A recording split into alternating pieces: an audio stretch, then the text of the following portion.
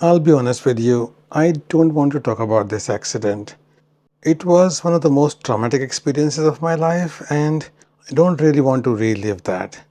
But I have promised to tell you the truth and nothing but the truth in this vlog, so um, I guess I'll have to.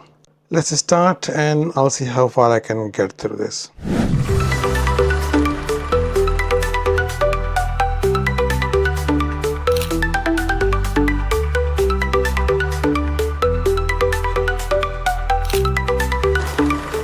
Hello again and welcome to Sunny Escapades. We are talking about my accident in Iceland on our day 5 of the trip. So there's a lot to tell and let's get on with it.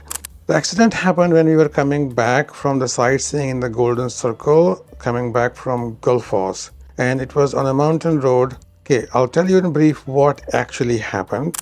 There was lots of ice on the road and the car started to slip. As we took a turn, I took the turn, and then the car started to slip. So I tried to correct it. It did not correct. It continued to slip on the road, a very uneven kind of jerks.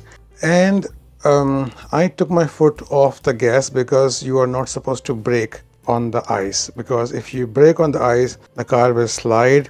It can go into a spin, it can go off the road, anything can happen, you would have no control over it. I don't know how I knew this, but I did know this. So I took my foot off the brake, off the gas, just kept my feet off the pedals and tried to control it with just the steering. At this time, my passenger, my friend Roberta, she told me to stop 7 times in a row in a very panicky voice. You can't judge her, it was a panicky moment. I was panicking as well, but I had the steering in my hand, so I had to control the car or try.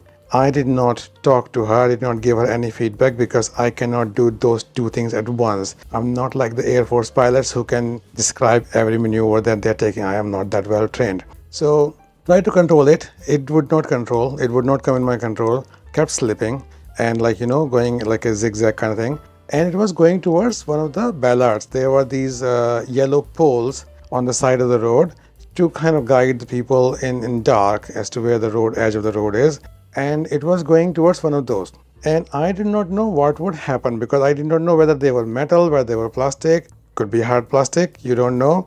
And I was thinking that if it hits the pole, the airbags might deploy or it might spin around depending on what angle it hits it. We might go off the road as well. So it was very unpredictable. And even it could, like the pole might break if depending on what it was made of, and in that case the car would go over it and the remaining part could break something under the car. All those images flashing through my mind very, very quickly.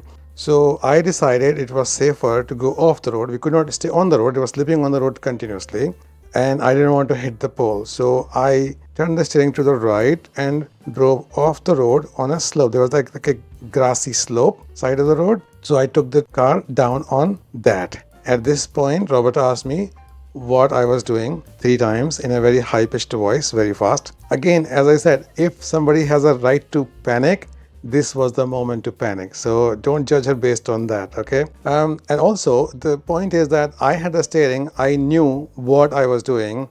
She didn't know what I was doing. And I was not giving her any feedback because my whole focus was trying to control the car and try to come to a stop. So the car went off the side. It was a gentle slope, like maybe 30 degrees around, but it was okay. So we went down and then I tried to stop the car. But instead of pressing the brake, I pressed the accelerator. The moment is still fresh in my mind like it just happened, but I still don't know why I pressed the accelerator. Probably I just pressed the foot hoping to hit the brake. Okay, I wanted to stop the car, but I did not have enough brain power left to decide, okay, to find the brake pedal first. So the car went faster down the slope. The slope is not very long. So you can see in the photos as to what the situation was like. And I think we got lucky that I made that mistake. I would like to take the credit for that. I can't because it was a genuine mistake. But the slope was steep enough that if I had hit the brake I would have hit it hard, and the car would have probably flipped over on its side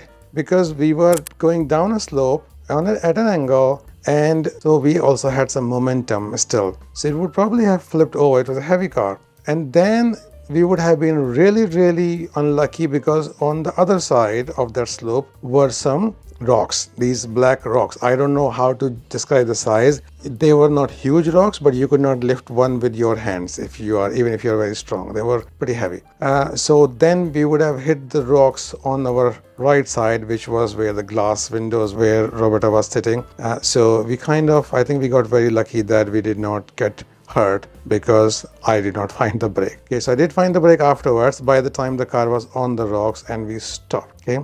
As soon as the car stopped, Roberta became the epitome of cool. She was not panicked at all. She did not say even for a second that, what the hell are you doing? Why are you driving like a maniac? Nothing. She was absolutely the ideal passenger, friend, or companion in a crisis. Okay. So because I was trembling, my hands were steady outside, but inside I was like dying because oh my god, I'm so sorry. What? She could see that and she was like, Sunny, it's all right, it's okay, we are all right. Are you okay? Are you hurt? I said, no, I'm okay. Are you all right? She said, yeah, I am okay as well. So we are both unhurt, miraculously, not a scratch on either of us, and we are still inside the car. The car is okay, it's fine. So we'll be okay, we'll get out of this. After taking like 10 deep breaths, I thought maybe I can get the car out from this because it was not very deep, just a slope and then those rocks, and this was like a 4x4. So 4x4, in case you are not a car person, I'm not either, but I know this much, that 4x4 is a car which supplies power to both the axles, the front and the back. So that if your front wheels are stuck in something, the back wheels can supply power and you can maneuver out of it, and vice versa for the back wheels. So generally cars supply power to one of the axles, either the front or the back. Okay, mostly I think it's the back one, not sure. I'm not a car person either, but I did know that. That's why we got the 4x4. So I thought maybe I can just drive it out of the slope, the 30-degree slope. It will be okay for this car. But then Roberta noticed that we did not have air pressure in one of the tires. They were punctured. In these cars, these are like new cars, lots of features. So on the dashboard, it shows you check tire pressure on a tire. So I got out. These rocks, by the way, they were all submerged in snow, fresh snow. So I got out, trying to walk on the rocks only so that I would not sink into the snow, and taken a look. On the other side of these rocks was like a grassy surface, not very smooth, but not big, not a problematic surface. So I looked on that side. So the front right wheel was like, yeah, there was puncture. So okay, then what can we do? We have to, get the roadside assistance. Somebody stopped on the road. Okay, somebody who was driving by, they stopped, they asked us what was happening, were we okay? We said we are okay, we just need some help. And they said, yeah, so emergency number is 112. In any country you are, even if you don't have a SIM card, even if you don't have any service, 112 always works. So we dialed the 112 and they picked up, but then they told us that if you're not in a danger, if you are not in an emergency, just the car broken down, you have to call the roadside assistance. So they gave us a number for that. It was like 2400. There was a number printed on a sticker on the glove compartment as well, which Roberta found. So we said, okay, we called them, and then they said that message them through WhatsApp or Facebook Messenger. So you go on their website, you can see the buttons, you click on the button and it goes to. And keep in mind, if you're opening the website on your phone, do not go the desktop version, open the mobile version, then you get the links. So I opened the WhatsApp on my phone and talked to them. Their response was very good. Within a minute they would respond back, and any questions I asked, they always responded to all the questions. Sometimes took a while they were working on the case. Okay, so first thing first, when you are asking for help, now you have to first open a case, and the fee for that case is 10,000 ISK or something. So we did a calculation. So Robert did the calculation on her phone. It was about 62 pounds. Like, okay, well, what can we do? We have to do it. I said, I have insurance. They said, yeah, we don't do that. That is up to you. You have to sort that out. You have to pay the money. We'll send you the link. You have to pay the money. Fine. So they sent me a link on the messenger. I clicked on that and then paid by my debit card 62 quid. Fine. So that opens the case. Then they ask for the pictures. So we send them all the pictures, check whether you have a stepney. We did not have a stepney. Okay. So I send them pictures of everything. In the back side, in the back storage compartment, there was something. I don't know what that machinery was. It looked like some kind of a rocket booster, but it was not a stepney. So I just sent them a picture. I asked them. They asked for pictures, to take pictures with the road in the view so that they can see where the car is with the reference to the road and where the damage is. The tire actually had some mud on that as well from driving through this rough grass. So I had to clean that. I just cleaned that with some ice, with some snow, and took pictures of the number of the tire because you need a tire. Okay. While I was walking around the car for taking all these pictures from front and back and all that, I realized that I was risking my life by walking on those rocks, because those rocks, they were out of the snow enough that I could walk on them, but they were very slippery. So ultimately I decided that it was better to, let my shoes soak up some snow rather than walk on the rocks. And my boots were new. They were especially bought for Iceland, so I did not get snow in the boots. It was okay. And then after they took the status of the whole situation, then they gave us another coat. Okay, so for changing this, somebody will have to go to Selfoss. Remember I told you this name? Yeah. So somebody will have to go to Selfoss, open a garage. This was, I think, Sunday. So open a garage and get the tire, and then they will have to come and drive to where we were, and then they will have to take us to a garage, their garage, and then they will change the tire for us. All of this is going to cost money. So they sent us another quote, which was something like more than 100,000 ISK. We did calculations and it came to about 917 pounds. 900 pounds for a toe and a tire change. I mean, my God, we knew Iceland was expensive, but this was, phew. So fortunately, I had the money in my account. Roberta was there as well, so she could help me if I needed to. But I said, okay, let me do this first. We don't know what we'll need the money for next. So I paid the money, another link, they sent another link, and I paid the money, and they said, okay, somebody will be there in another 45 minutes or something. 45 minutes, 1 hour, something. It took much longer than that, ultimately. And I asked them, because our fuel gauge was at 1/4 of a tank. So I asked them, will we have enough fuel left? Can I leave the engine on? Because you remember, this is Iceland. It was very cold. It was snowing. It was snowing off and on. So we were in the middle of the snow. So can I leave this on? Will we run out of petrol? He checked that. He's like, no, it's okay. You have petrol for about 5 hours. This will not take you more than 2 hours for everything. So we kept the lights on, we kept the heating on, we kept the car doors closed. Okay. One thing I want to mention here is that the people there were really good, in the way that this was a mountain road, which was kind of, it just goes to Gulfos and some other areas. It was not a very, there were no towns very close by. Okay. But people stopped. Some of them were local, some of them were tourists, but probably like 1 in 2 cars stopped. And I don't blame the other car that didn't stop, because they probably knew that, yeah, we will, we would have something happening. We'll have a handle on it. Otherwise, we would be outside, flagging people down. But people stopped. So many people stopped that it became a nuisance, because after a while, it started to snow more. And then we had to open the door, open the window to talk to them, answer them when they ask, like, are you okay? And we would just have to say them that, yeah, we are waiting for a tow truck. And they're like, okay, fine. And do you need any help? But people stopped. So many people stopped to ask. So humanity is very much alive. People in Iceland, local people, tourists, all were very good. Okay. We did not ask anybody for food because we had already had that hot chocolate. Remember the last episode? You should subscribe, seriously, because this is going to get very interesting. And we do publish lots of good content in terms of about travel inspiration, all these vlogs. So subscribe if you haven't. Okay, so carrying on. So lots of people stopped, but we stayed in the car, and we had to figure out what rest of the evening and the next day would be like, because that was the actual nightmare. What happened so far was an accident, but it was still okay because we were not hurt and we had help on the way and we had money to pay for the help and all of that. But what's going to happen next? That's the problem. Okay, that was the scary part. Why? Because where we were, it was about 1 hour's drive from Hela, where our rented house was. Okay,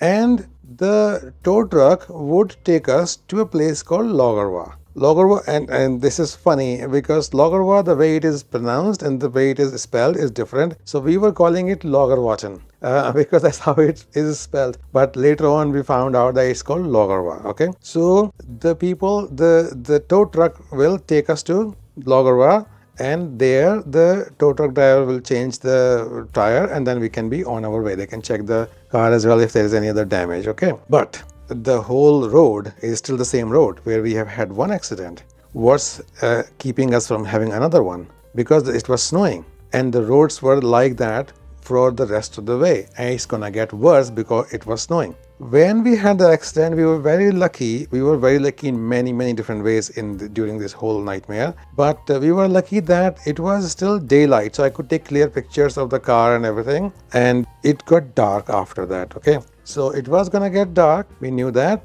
and then we will have to drive in the dark on the ice. So this was a gentle slope, and I could drive off, and we had a puncture, but we were okay. It could be a high ditch as well. What is stopping us from having a bigger, more serious, more critical accident? Nothing. So we tried to find out how to get back home, like back to our house, rented house, our home in London, in England. Because the next day we had our flight, which was from Keflavik Airport, and that Keflavik Airport is about 2 hours drive from our house. If you remember in my first episode in Iceland vlog, I told you that I had made this plan to go as far as possible in the first day, and on the last day when we were coming to the airport, we would have the shortest distance to drive. That saved us this time. I'll tell you why. Okay, maybe I'll tell you in the next episode because this is gonna be only about the accident. So next day we have to drive to the airport as well, which is about 2 hours drive. Okay, so 2 hours drive, 12 o'clock flight, 10 o'clock you have to be there, which means 8 o'clock you have to leave. And what time is sunrise? Sunrise was something about 7:38, something around there only. Okay, I think it was 8:30. So how can we do this? So we tried to find the solution. Okay, now Roberta and I both work in IT, and we have very good analytical skills. Okay, at this point we were not panicked. Also, we were panicking as to what's going to happen next, but we were thinking pragmatically as to how to solve this, how to get back home. Okay, so we decided, we tried to find all the solutions. So there was one solution, that drive. After they give us the car back, we drive and take our chances, just drive slowly. I was okay to drive because I could drive slowly. Roberta was like, no, I don't want to drive in the night. And I was like, I don't want to take too little time for the airport. Okay, so I did not want to drive in the dark as well. So we had these parameters set. Okay, and the good thing was that both of us, we were very sure about what we want to do and what we don't want to do, and what sacrifices we might have to make for this. And we had a very nice, like, simple discussion, as in we did not scream, we did not point any fingers, like very academic discussion basically. And then we looked at these options. So we could drive from Logarwa or not drive to Logarwa, stay in Logarwa, take a hotel in Logarwa, and then drive back to the home, to the rented house tomorrow, and have a flight on another day, change the flight. So later was no flight next day as well, there was flight another day. So we'll have to do another, maybe 1 or 2 nights we'll have to stay in Keflavik. So we looked at hotel rooms. We were both on our phone the whole time. We looked at hotel rooms in Keflavik also. We looked at other flights also. We just completely, we analyzed the hell out of that problem. Okay, we came to a solution. Let's ask the people, can they tow us to instead of Logarwa to Selfoss? Okay, because Selfoss was 20 minutes drive from our rented house. Or if they can drive to Logarwa and then drive us to that Selfoss, there was another hour from Logarwa.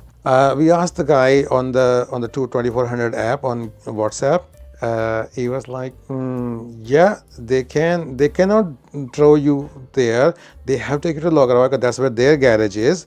But if you want to drive to your house, give me the location, I'll give you a quote. Quote means money, okay? So I said, all right. So I gave him our location. It took some time to find the exact location as well for them. Once they found it, he created a quote, sent us the quote. Do you want to guess how much the quote was? 100, 200 pounds, 300 pounds? It was 600 pounds. Like, 600 pounds for getting another hour store. So we again went back to the design board. Nope, nothing happening. So all the options that we tried were risky. We will either lose our flight or we will lose our lives if we get if we try to drive fast and we lose the. And we were right about this, by the way. We were right about all of these risks that we were thinking about. We were absolutely right about all of these things. They were dangerous. We found out the next day they were as dangerous as we were thinking. So ultimately we decided that our lives are much more important and costly and precious than 600 pounds or any amount of money that we can pay. So we decided, let's pay the 600 pounds, get them from Logarwa to our place in Hela, and then tomorrow we can drive in good time because then we can wake up early. Otherwise, next day we will have to drive from Logarwa. That was a long drive on icy roads, and then we'll be in a rush to pack and a rush to go to the airport, which also we did not want to do because everything rushed there, rushed on those roads is very dangerous. Okay, it can be fatal. So we decided. I asked the guy on WhatsApp. He said, "Yeah, you can pay once the car is repaired. Then the case will be closed. Before that, you can decide and pay." So we decided that we will pay the money, but instead of paying it right now, we would wait for the tow truck driver and ask the driver for advice. Okay, so the driver might give us better advice, or the driver might be able to tow us for slightly cheaper because this was going through the system. Remember, this is going through the whole network. So we were both agreed on that. So we decided that we'll wait. Okay, and then we waited. And when we waited, we were right about everything, but this has already gone very long. I'm going to stop here. Next episode, I'll tell you how this accident, this nightmare actually ended in a happy ending, and what are the things that we learned and why this was kind of a blessing for, yes, even though we went off the road, this was still a blessing in disguise for us because the things that happened to us next day, oh my God, I don't wish them on anybody. But yeah, so subscribe so that you are here for the next part of the story. And in the meantime, thank you for watching and have a wonderful week. Bye bye.